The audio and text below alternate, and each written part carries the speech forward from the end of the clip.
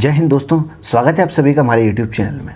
जैसा कि आज है 8 जुलाई, तो 8 जुलाई 2020 के जितने भी करंट अफेयर से रिलेटेड क्वेश्चन हो सकते हैं, हम उन सभी के बारे में डिस्कस करेंगे और उससे जुड़े जितने भी महत्वपूर्ण फैक्ट हो सकते हैं, जो सभी हमारे कॉम्पिटिटिव एग्जाम्स होती हैं उनमें पूछने की संभावना बनती है, उन सभी को भी डिस्कस करेंगे।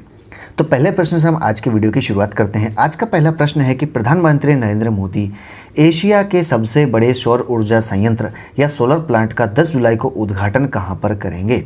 आपको बताना है कि एशिया का सबसे बड़ा सोलर प्लांट का उद्घाटन कहां पर किया जाएगा और यह किसके द्वारा किया जाएगा। तो अलग अलग क्वेश्चन बन सकते हैं, आपको सभी ध्यान से कवर अप करना है।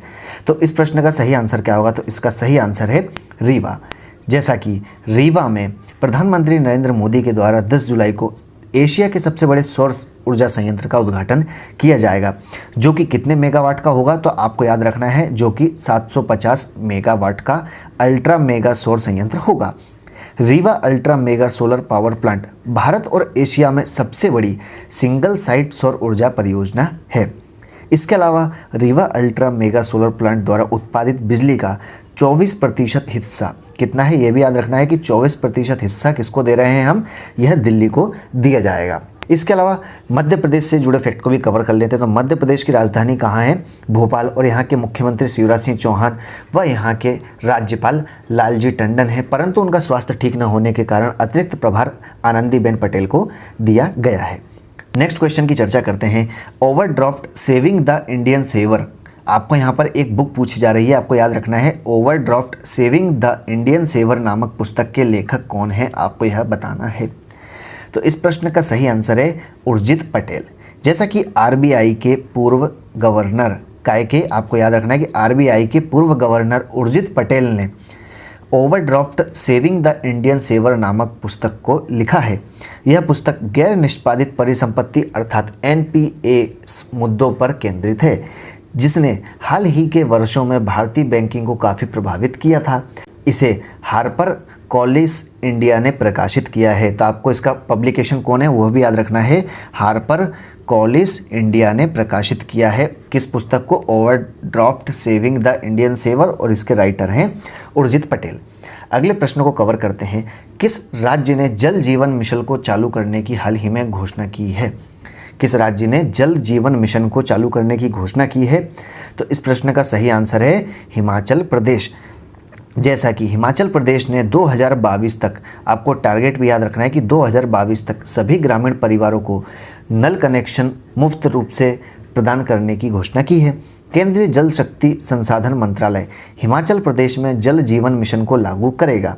इसके तहत हिमाचल प्रदेश में 2022 तक सभी ग्रामीण परिवारों को नल कनेक्शन प्रदान किए जाएंगे। इस योजना के तहत इसका जो मुख्य उद्देश्य है कि पेयजल की उचित आपूर्ति के साथ साथ पानी की आपूर्ति की गुणवत्ता और मात्रा भी सुनिश्चित की जाना चाहिए। इसके अलावा केंद्र सरकार ने 2024 तक, कब तक, 2024 तक पूरे देश के सभी ग्रामीण परिवारों को नल कनेक्शन देने का लक्ष्य रखा है। अब देखने वाली बात यह होगी कि इसमें हम कितने कामयाब हो पाते हैं। अब हिमाचल प्रदेश से जुड़े फैक्ट को भी कवर कर लेते हैं। तो हिमाचल प्रदेश की राजधानी क्या है, आपको याद रखना है शिमला है। यहाँ के मुख्यमंत्री जयराम ठाकुर हैं। कौन है, जयराम ठाकुर, व यहाँ की राज्यपाल बंडारू दत्तात्रेय हैं। ठीक है दोस्तों, हम अगले प्रश्न की ओर बढ़ते हैं। हाल ही में दुर्लभ सांप रेड कोरल कुकरी किस राज्य में पाया गया है। आपसे पूछा गया है कि हाल ही में दुर्लभ सांप, उसकी प्रजाति का नाम क्या है, रेड कोरल कुकरी नामक जो प्रजाति है यह किस राज्य में पाई गई है। तो इस प्रश्न का सही आंसर क्या होगा, तो इस प्रश्न का सही आंसर है उत्तर प्रदेश। जैसा कि हाल ही में उत्तर प्रदेश में दुर्लभ सांप की रेड कोरल कुकरी प्रजाति देखी गई है।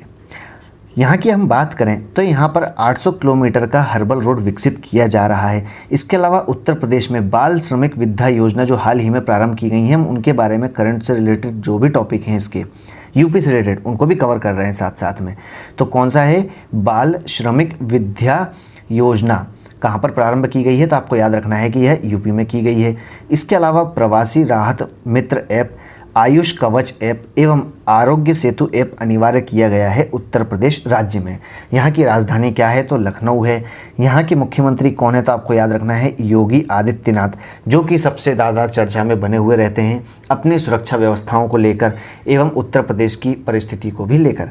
और अभी हाल ही में कानपुर हत्याकांड जो गोलीकांड हुआ है वह काफ़ी चर्चा में बना हुआ है। इसके अलावा उत्तर प्रदेश के राज्यपाल कौन है? तो आनंदीबेन पटेल हैं। और इन्हें किस राज्य का अतिरिक्त प्रभार दिया गया है? तो यह भी याद रखना है कि मध्य प्रदेश का।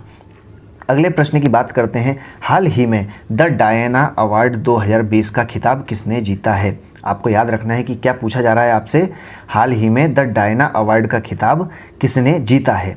तो इस क्वेश्चन का सही आंसर है ऑप्शन सी, प्रिया ठकराल। जैसा कि हाल ही में नई दिल्ली के ब्रिटिश स्कूल की 13 वर्षीय छात्रा जिनका नाम क्या है? प्रिया ठकराल को उनके रिसाइकलर ऐप, कौन सा है? रिसाइकलर ऐप, आपको यह भी याद रखना है, इसके लिए 2020 का डायना अवार्ड से सम्मानित किया जाएगा। इनके द्वारा दिल्ली के रैग पिकर्स की मदद के लिए उपयोगकर्ताओं को वेस्ट हैंडलर से जोड़ने के लिए इस एक ऐप को विकसित किया गया है। और यह रिसाइकलर ऐप एक वेब बेस्ड मोबाइल एप्लीकेशन है जो उपयोगकर्ताओं को वेस्ट हैंडलर से जोड़ता है। इस ऐप के माध्यम से सेवा को दक्षिणी दिल्ली क्षेत्र में रैग पिकर समुदाय अर्थात जो कचरा उठाने वाले होते हैं उनके जीवन को बदलने के उद्देश्य से अन्य भागों तक विस्तारित करने की भी योजना है। अब ये दिल्ली की हैं तो दिल्ली की बात कर लेते हैं। तो दिल्ली के मुख्यमंत्री कौन है? याद रखना है कि अरविंद केजरीवाल। और यहाँ के एलजी कौन है? तो यह भी याद रखना है अनिल बैजल, क्योंकि आए दिन इन दोनों की आपस में तनातनी को लेकर यह मुद्दे में बने रहते हैं। अगले प्रश्न की बात करते हैं। हाल ही में हरीश शाह का निधन हुआ है। किनका निधन हुआ है? हरीश शाह का। तो इनका संबंध किस जगत से है? आपको यह बताना है। तो इस प्रश्न का सही आंसर है फिल्म निर्माता। जैसा कि हाल ही में फिल्म निर्माता व निर्देशक हरीश शाह का निधन हुआ है। हरीश शाह की गिनती बॉलीवुड के बड़े बड़े निर्माताओं में भी होती है। अगले प्रश्न की चर्चा करते हैं। किस देश ने नए जासूसी उपग्रह का हाल ही में सफलतापूर्वक प्रक्षेपास्त्र या प्रक्षेपण किया है? आपको यह बताना है कि किस देश ने हाल ही में जासूसी उपग्रह का सफलतापूर्वक प्रक्षेपण किया है। तो इस प्रश्न का सही आंसर है ऑप्शन सी, इजराइल।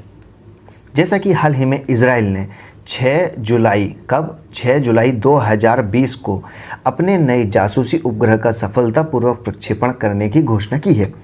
इसका उद्देश्य ईरानी परमाणु गतिविधियों पर नज़र रखने में मदद मिलेगी, यह इसका उद्देश्य है। इसके साथ ही रक्षा मंत्रालय ने बताया है कि ओफेक 16 टोही उपग्रह को सुबह 4 बजे सेंट्रल इजराइल से अंतरिक्ष में प्रक्षेपास्त्र किया गया है। ओफेक 16 उन्नत क्षमताओं से लैस इलेक्ट्रो ऑप्टिकल टोही उपग्रह है। कौन सा है? तो आपको याद रखना है कि इलेक्ट्रो ऑप्टिकल टोही उपग्रह है। हाल ही में दक्षिण अफ्रीका के क्रिकेटर ऑफ द ईयर के लिए किस खिलाड़ी को चुना गया है? आपको यह बताना है कि दक्षिण अफ्रीका के क्रिकेटर ऑफ द ईयर, यहाँ पे यह भी लाइन याद रखना है कि किस देश की हम बात कर रहे हैं। तो दक्षिण अफ्रीका के क्रिकेटर ऑफ द ईयर के लिए किसे चुना गया है या नामित किया गया है? तो इस प्रश्न का सही आंसर है क्विंटन डिकॉक। जैसा कि हाल ही में क्विंटन डिकॉक को क्रिकेट दक्षिण अफ्रीका या दक्षिण अफ्रीका की क्रिकेट के वार्षिक पुरस्कारों में क्रिकेटर ऑफ द ईयर के लिए चुना गया है। 2017 के बाद उनका यह दूसरा सम्मान है जो प्रदान किया जा रहा है। सीमित ओवरों के क्रिकेट में दक्षिण अफ्रीकी राष्ट्रीय टीम के कप्तान डिकॉक को test cricketer of the year का भी पुरस्कार मिला है। इसके साथ ही सलामी बल्लेबाज लॉरा वोल्डार्ट को महिला क्रिकेटर ऑफ द ईयर व ओडीआई क्रिकेटर अर्थात one day cricketer of the year के लिए भी चुना गया है। तो आपको यहाँ पर फीमेल और मेल दोनों के लिए जो अवार्ड दिया गया है वो आपको याद रखना है। अंतर्राष्ट्रीय वित्तीय सेवा प्राधिकरण का हाल ही में अध्यक्ष किसे नियुक्त किया गया है? तो प्रश्न काफ़ी महत्वपूर्ण है। अंतर्राष्ट्रीय वित्तीय सेवा प्राधिकरण और इसी को शॉर्ट में IFSCA भी कहा जाता है। तो इसका नया अध्यक्ष किसे नियुक्त किया गया है? तो आपको याद रखना है इसका सही आंसर है इंजिति श्रीनिवास। जैसा कि हाल ही में मंत्रिमंडल की नियुक्ति समिति ने, किस समिति ने? तो आपको यह भी याद रखना है कि नियुक्ति समिति ने अंतर्राष्ट्रीय वित्तीय सेवा प्राधिकरण या IFSCA के अध्यक्ष के रूप में इंजिति श्रीनिवास को नियुक्त किया है।